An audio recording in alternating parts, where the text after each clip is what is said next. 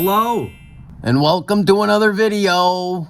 Alright guys, so for today's video we have finally completed our Tamiya Porsche 911 Turbo from 1988. Bam! Look at that. So for this build, it took a little bit longer than expected. I'm not gonna lie to you. We had to kind of pump the brakes a little bit halfway through because we had to get on with our Reddit group build that I participated in, and this one kind of stayed on the back burner for a couple days, almost turned into a couple weeks. As soon as I finished my last video on this, I decided to try to go ahead and lay down another layer of blue on it because a lot of the panel lines here, they were a little bit of a lighter color due to the fact that I used a light gray primer on this. And it was a lesson to be learned because light gray primers and dark metallic colors don't really go well together. When you're doing a dark metallic color, what you really want to do is use a black primer, which is what I had to do in this case. So after that last video, I tried to spray paint another coat and it turned out terrible. It was a complete disaster. I immediately had to scratch it and start stripping all of the paint and start over again.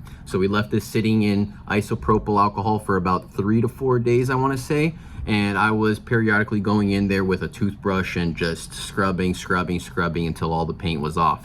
After we did that, we went ahead and cleaned it up, sanded it down. We hit it with a nice coat of black primer, and then we finally laid our coats that were gonna stay. It turned out beautiful. I'm really happy with the result of this color. Giving it that black primer made it a little bit of a more deeper, rich color. So I'm very happy with the turnout. This kit, as easy as it is and as much as it has a small amount of parts, it was still a lot of work because of the masking. These older kits have a lot of masking to do for this semi-gloss black paint in the rear diffuser, the bumper spots, and with this dark blue color, you can't really tell that much, but it's there. So the front bumper and in the rear, the masking was a little bit of a nightmare, but it taught us a lot along the way. Something I always recommend to use when doing masking cuts is brand new blades. Always use a brand new blade for what you're gonna be cutting because you don't want any snag or anything like that.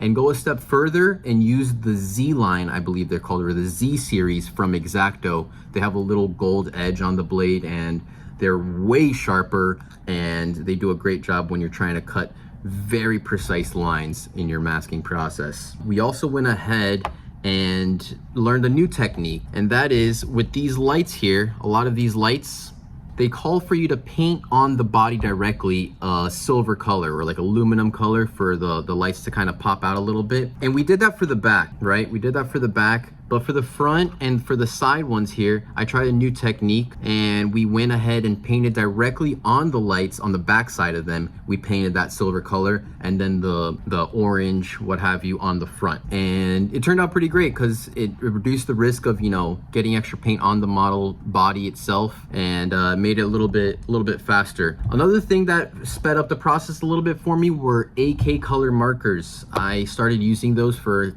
little touch-ups here and there on my builds, and it helps out a significant amount because you don't have to deal with, you know, opening paint, mixing it, blah, blah, blah, blah, blah. And you can just go ahead, find the color you need, paint real quick, put your markers away, and that's it. So here we have it, guys, all done. I'm very satisfied with the way it turned out. For the engine in the back here, we used a little bit of a baking foil sheet to make it look like it's heat shielding. And we did airbrushing on the interior, so I'm really happy with how it turned out because this was my second time using the airbrush and I'm pretty happy with it. So I hope you guys enjoy the video as much as I enjoy building it. And if you guys have any tips, tricks, or comments on the next builds, please go ahead and leave them in the comments. And I want to thank everyone for supporting the channel, everyone who's liking and subscribing. I will be making a lot more content next year. We have a couple builds on the way. And we have some Gran Turismo 7 cars because I'm into the Gran Turismo game now. So we're going to be building some Gran Turismo 7 cars in the next year, and I'm really excited for that. Stick around for the journey, guys, and I hope you guys enjoy the video. Okay, so here it is. We had to leave this thing sitting in rubbing alcohol for about 2 days, and we've been slowly just chipping away at getting all the paint off. From the outside, everything is mostly off already, and just the inside remains. Use a little toothbrush. For the most part, I try to do the brushing in the isopropyl so it doesn't splash everywhere. But yeah, I went at this for a long time because as soon as I finished that clip, I decided to put another coat on and it got messy.